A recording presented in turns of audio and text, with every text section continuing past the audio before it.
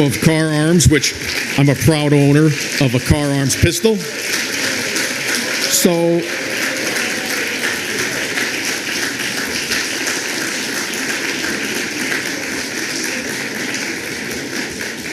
Justin is going to introduce us to an extremely important speaker who has served these United States.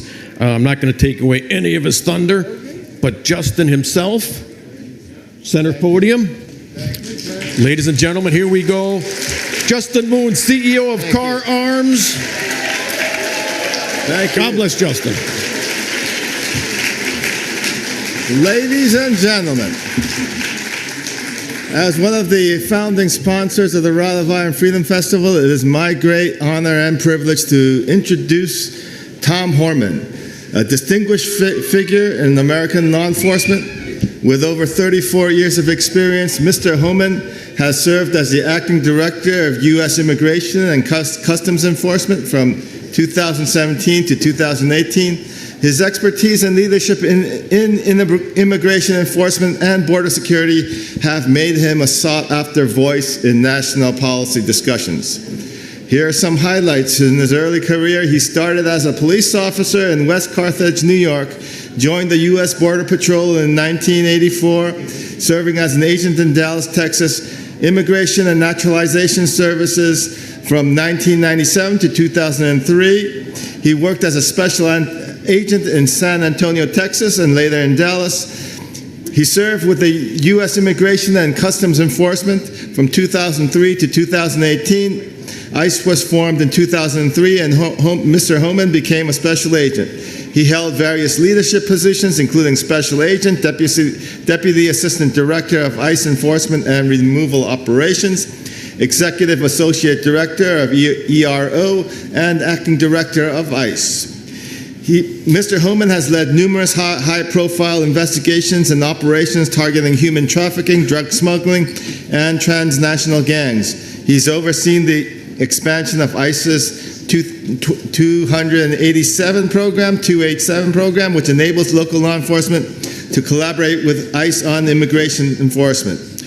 He's testified in front of Congress on numerous occasions, and he's been rewarded and recognized. He's received the Presidential Rank Award for Meritorious Executive Service. He's been awarded the Department of Homeland Security Exceptional Service Medal.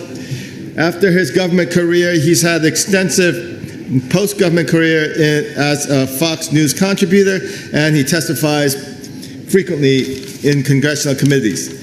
Tom's extensive law enforcement experience has equipped him with unique insights into immigration enforcement, border security, and national policy. And he is currently working on Trump campaign to get Mr. Trump elected again as the President of the United States. And soon we hope that we will see Tom as the head of ICE once again. With that said, Tom, it's my pleasure to introduce you and to welcome you. Thank you very much, sir.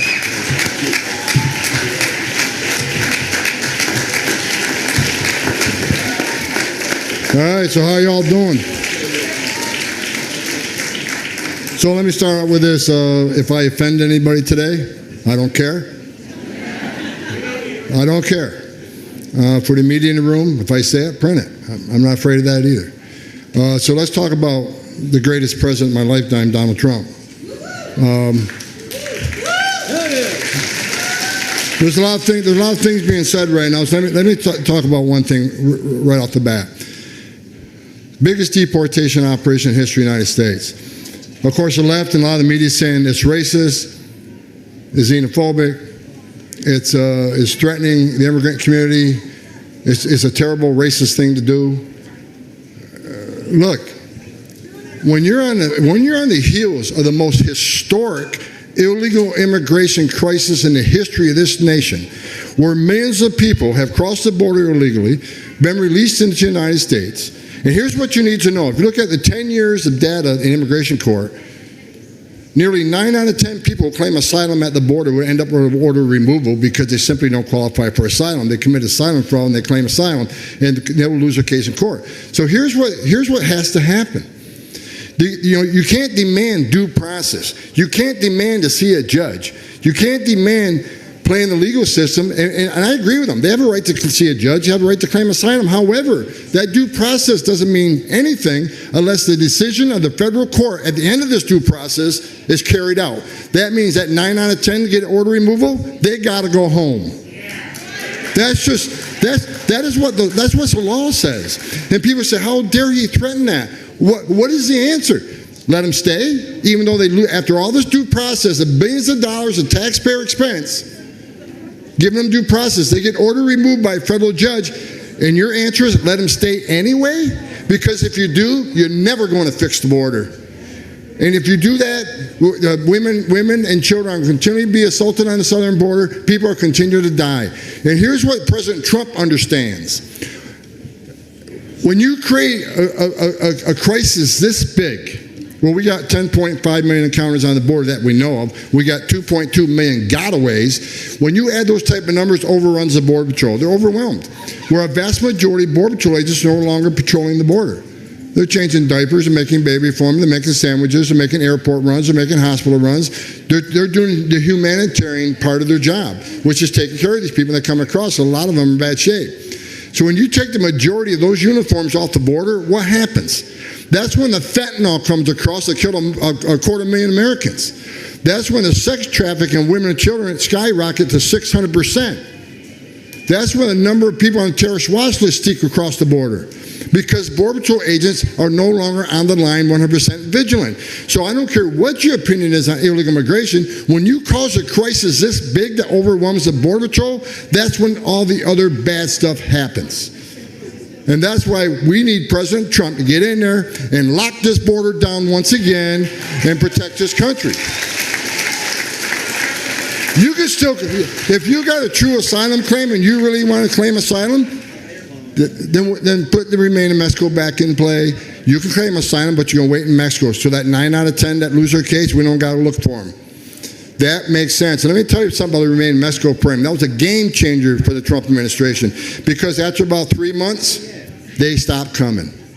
Why was that? Because most of them know they don't qualify for asylum. They weren't going to give their life savings to a criminal cartel and not be able to enter the United States and be released. They stopped coming. And what happens when they stop coming? Doctors Without Borders did a study. They said 31% of women who get smuggled by the criminal cartels get sexually assaulted. They get raped. Not once, numerous times. If 31% of women admitted that, how many actually get sexually assaulted? Right? So let me ask you a question. When President Trump had illegal immigration down 83% to 90%, depending on what time frame you look at, when 90% less people were coming, like during the Remain in Mexico, how many women weren't being raped? How many children didn't drown in that river? How many aliens didn't die crossing this border? How many billions of dollars did the cartels not make because the border was locked down? How many women and children weren't sex trafficked into the United States? How many no-inspected terrorists didn't get into the country because the Border Patrol was 100% on the line, vigilant, doing their job? President Trump's policies, to include the wall, now they want to attack the wall. The wall saves lives. Why do I say that? Because women and children can't get over that wall, which means they're going to a place where there's not a wall. And what's waiting on them?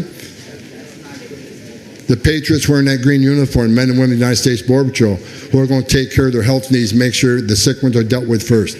So the wall saves lives. So let's be clear. President Trump's policies, they can call them racist, they can call them xenophobe, call it what you want. It's all bullshit. Well, call it what you want. But he saved lives by the thousands. Thousands. Well, let's look at since Joe Biden's been president. The humane policies, as they call it in the Biden presidency.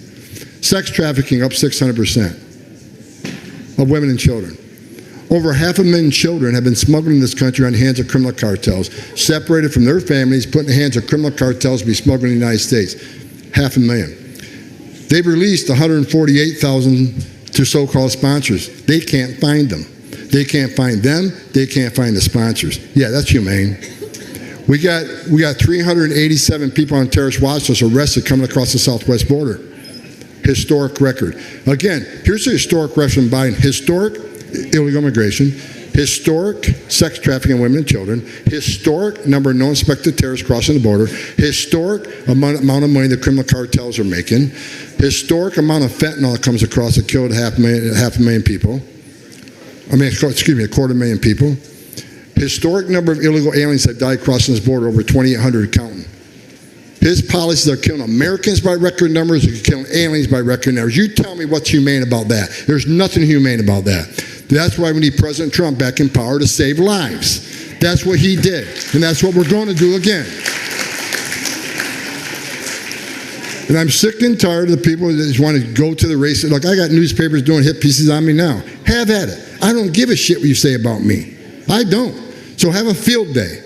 Because as long as I got the respect of my family and respect of my Savior, Lord Jesus Christ, you know what? Write what you want. Because you're not going to shut me up. You're not going to shut me down. You're not going to bully me. And you're not going to cancel me.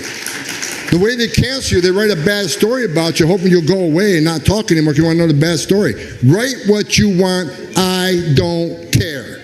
Because I am committed to securing this border. I'm committed to seeing President Trump our president once again, and you're not going to stop me. Write what you want, say what you want. My wife tells me all the time, she goes, does it bother you? Because she reads these hit pieces, and she says, does it bother you that a big part of this country hates you? I said, not a bit. Because if they knew what I knew, if they saw what I saw in my 34 years, they would agree with me. Because they don't know there's a whole ugly underbelly of what illegal immigration is. Not a victimless crime, people. People think, okay, these people are just coming from a better life. What's wrong with that? Look, I get it. I get why people want to come to the greatest nation on earth, but there's a right way to do it and a wrong way to do it. You can't be a part of the greatest nation on earth and the first thing you do is break our law. Entering the country illegally is a crime. I had a little discussion with AOC about that, who happens to be the dumbest congresswoman ever elected to the United States Congress. It's not okay to enter this country illegally. It's not. When I became the ICE director, the first hearing I did, I said, if you're in the country illegally, you need to be looking over your shoulder. And the media went crazy on that. How dare he say that and put fear in the immigrant community? I'm not putting fear in the immigrant community. I'm putting fear in the illegal alien community.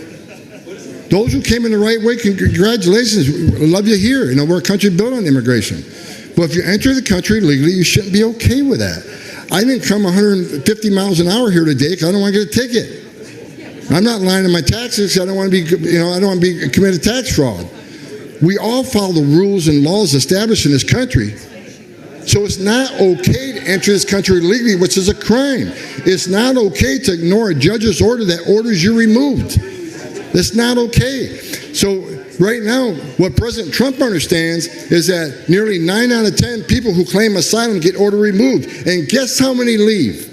According to DHS, Secretary Mayorkas' own report, if you look at the last decade, if you're a family unit, 9 out of 10 get order removed. How many leave? 6%. 6%. So a historic deportation operation is necessary according to the rule of law and according to what's right and what's wrong. And what President Trump's going to do when we do that, we're going to save lives. We're going to save lives. I've been on the border. I wrote a book. I talked about in testimony. I've held too many dying children. I've held too many dead children that died crossing that border.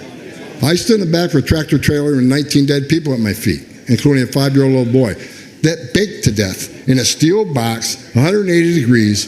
That is, think of what that child went through in the last hour of his life. No one should die that way, especially a child. I've talked to girls as young as 9 years old when I was an agent that were, raped by members of the cartels. When you get on your knees and you talk to a little girl 9 years old who everything innocent and pure in her have been ripped out of her and her life will never be the same and she's destroyed. She'll never live a good life. Yeah, where are my shoes? See what I've seen. Tell me if you disagree with securing this border and saving lives. That's what it's about. It's about saving lives, protecting America. Secretary Mayorkas, who should have been impeached the second day he was in office, because what he's done to this country is treasonous. He says, don't worry about it. We vetted all these people. They're property vetted. Understand this. When they say vetted for criminal background, they vet them against NCIC, which means if they weren't arrested here by our law enforcement and they're not an NCIC or III, which is the state systems, they're going to come back clean. Because we don't have access to the majority of the country's criminal information. You think El Salvador is giving us any criminal information? You think they have it something like an NCIC? Most of these countries don't have these type of systems. And the ones that do, China, Russia, you think they're sharing it with us? Of course not. So when they say these people are vetted, they're vetted against our databases. Now, terrorism database is a little bit different. But here's what you need to know about terrorism databases. Most terrorists in this world aren't in any database. Unless they were encountered in a battlefield by DOD and a retina scan was done, unless they're a part of an ongoing terrorism investigation or caught on, a Title III chatter, we don't know who they are. So they're going to pass. And have you seen, just recently, several people have been arrested in the United States planning a terrorist attack in the United States. Remember the 8 that were arrested 2 months ago in New York, Philly, and LA? They were vetted. And they were planning a Russian-type terrorist event here in the United States. Luckily, the intelligence community caught them because they caught them on chatter. But we all know the intelligence community is not perfect. They missed Afghanistan. They missed 9/11. I mean, they're not perfect. God help us. What's coming next? Well, here's what I'll tell you. If you look at the terrorists, the people on terrorist watch lists who've been arrested is 300. I think the last number is 387 last I looked. Just short of 400. That's who they arrested. That's who got caught.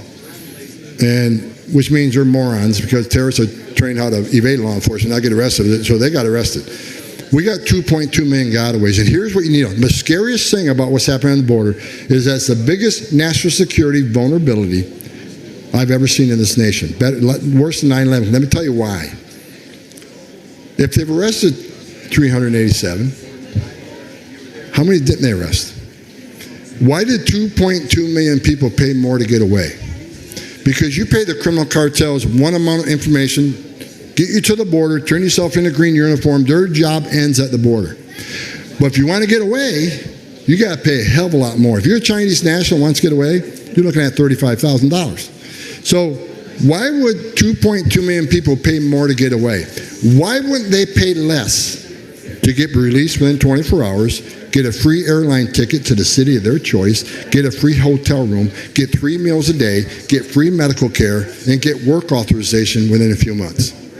Why did 2.2 million people not take advantage of that giveaway program at a much cheaper rate? Because they didn't want to be fingerprinted. They didn't want to be vetted. Regardless of how bad our vetting system is, they were afraid of it. 2.2 million people. Now think about this. They arrested 387 that was on a screening database. How many of that 2.2 million came from the country sponsoring terror? If you think it's zero, then you're a moron. That's just a stone cold fact. After 9/11, we created all these databases. We didn't want someone else coming with a visa and blowing a building up and taking a plane ride into the United States with a visa and stay here and train to fly planes and crash them. So we created the TSA no-fly list. We created the FBI screening database. There's the DOD intel database. There's the visa security program, which I used to run. And what we did background investigations and looked for derogatory information on anybody that applied for a visa to come to this country. That program has prevented thousands of people from getting a visa to come to this country because we found derogatory information in their background. Now, those databases all worked pretty good the last 25 years. But what terrorists today is going to apply for a plane ticket or apply for a visa when they know there's a vetting procedure in place, regardless of how weak it is, when they can simply go to Mexico, pay the cartels some extra money, and be a getaway. That's just scared the shit out of you because it does me. And I've done this for a long time. I don't respect the FBI director much, but we agree on one thing. The southwest border is a major national security vulnerability, and I agree with him. Something's coming. There's too many red flags. He said he sees more red flags now than any time. If you don't think these cells are here, then you're ignorant to the facts. Something's coming. And when that something comes, I want Donald Trump in the Oval Office. Because I'll repeat what I said at the RNC. And I got on stage at the RNC and I made a couple, of course they give you 4 minutes to talk, right? I said 4 minutes. Then you got to give me your notes and you got to read from the teleprompter. I said, I don't like teleprompters. I never used one before. And 4 minutes, I don't need to give you my speech for 4 minutes. I can just talk off the cuff. No, you got to write it down, every word. What I said at the RNC was two things. I said, for those millions of people that have been released in the United States illegally by this administration, you better start packing now, right?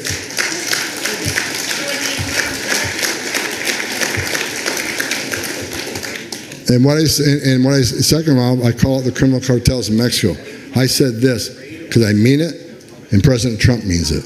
The criminal cartels of Mexico, who killed 250,000 Americans in this country, poisoned them with fentanyl, with the assistance of China.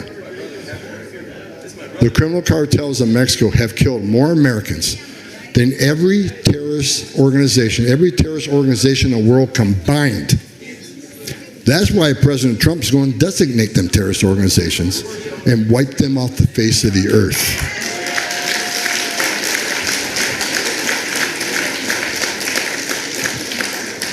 Of course, the hate came from that. I got called out for that too. Keep calling me out. I worked for 6 presidents, starting with Ronald Reagan. I've seen policies come and go. I know policies that worked and policies that didn't. President Trump's policies. President Trump was a badass president, and his policies worked. And you can't take that from him. You can hate him. You can call him names. But anybody go to cbp.gov and look at the government's own data. Unprecedented success. So when they come up, they talk about that Senate bill, and say, well, President Trump stopped the Senate bill. He could have secured that. The Senate bill sucked. I told Senator Langford it was a terrible bill before he even put it on the floor. Because he had me and several experts look at it and say, what are you talking about? 4 to 5,000 illegal entries a day is okay? No, it isn't. That's 1.8 million a year. What the hell are you doing? And you're going to codify that in federal law? It shouldn't be 4 to 5,000. It should be 1. That's what a secure border means. And you know what they had else in there? They had a carve out for children. So that 4 or 5,000 a day, the number of children weren't counted. So unlimited children can still continue, which means more children are put in harm's way. I told you before, the law's tracking 148,000 children. Listen to me. If you hear anything I'm saying today, I spent over 3 decades investigating these organizations. Some of these children are in forced labor. HSI, ICE has already found some working in meat packing plants, cleaning up entrails in the middle of the night, not being paid. Some of these children are living with sexual predators. Some of these children will end up in child porn. These children are living a life of hell. And one of the first things we're going to do when we get back, we're going to find these children and we're going to rescue them. That's Trump. That's Trump. And those who want to say, well, Trump separated families under zero tolerance. Zero tolerance.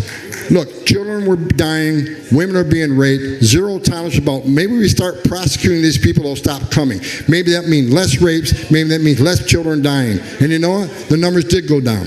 Now, it's unfortunate when you separate a family. It's always unfortunate. I was a cop in New York. Police officers separate families every day, thousands of times a day when a parent goes to jail. That's just the sad reality. But they want to talk about 2,500 separations under the Trump administration. Well, you are responsible for 500,000 children leaving their families, getting put in the hands of criminal cartels to be smoking in the United States. God knows what happened to these kids. So don't even talk about zero tolerance for family separation. You got nothing to be proud of. What you did is much worse than anything Donald Trump ever did.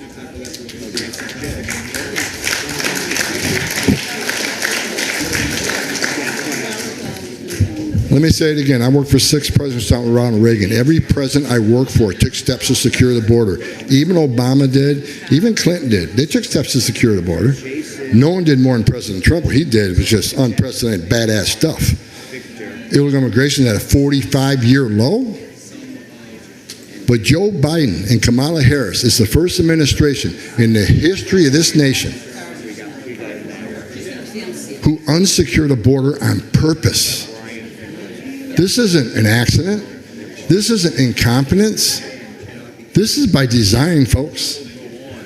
They open it, and people say, why? Well, they obviously perceive a future political advantage, thinking maybe they're future Democratic voters. Oh, don't say that. Don't say that's a racial statement. That's a great white replacement theory. Call it what you want. There's got to be a reason to unsecure the border. They think many of these people can be Democratic voters, but they don't even have to get there. When Joe Biden signed 94 executive orders killing everything we did, that gave us the most secure border in my lifetime, he also overturned the Trump census rule, which these millions of people they're releasing in sanctuary cities across this country will be counted in the next census, which means what? More seats in the House for the Dems. They'll own the House forever. This is what they want. They sold this country out for future political power, and to me, that's treasonous. There's no other excuse for it.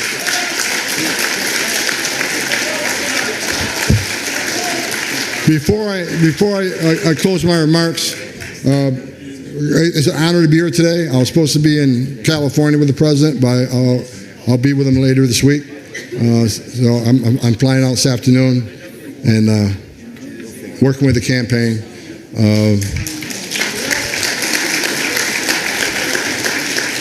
Let me be clear. I don't work for the campaign. I haven't taken a dollar from the campaign. Tom Homan is doing it because I think he's the greatest president of my lifetime. I want to see him back in the White House. Somebody says, Tom Homan's working for the campaign. Tom Homan is working for the campaign. Tom Homan's working in the interest of the campaign. Tom Homan is employed by the campaign. I'm doing it because Tom Homan, retired ICE director, the guy spent 3.5 decades doing his job. I want him to be president. I'll do what I can to help him. That's what it is. Before I end, I want to introduce somebody real quick. Victor Avila. Come up front and center real quick, Victor. Victor Avila is an American. Victor worked for me. He was a special agent assigned to Mexico. He worked on attachés in Mexico. Victor and his partner got ambushed by the criminal cartels in Mexico.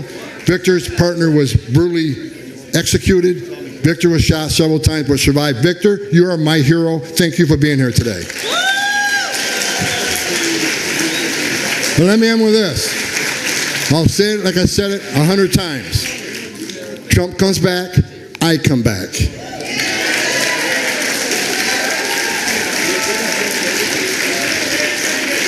And I will run the biggest deportation operation this country's ever seen. Hang out right here.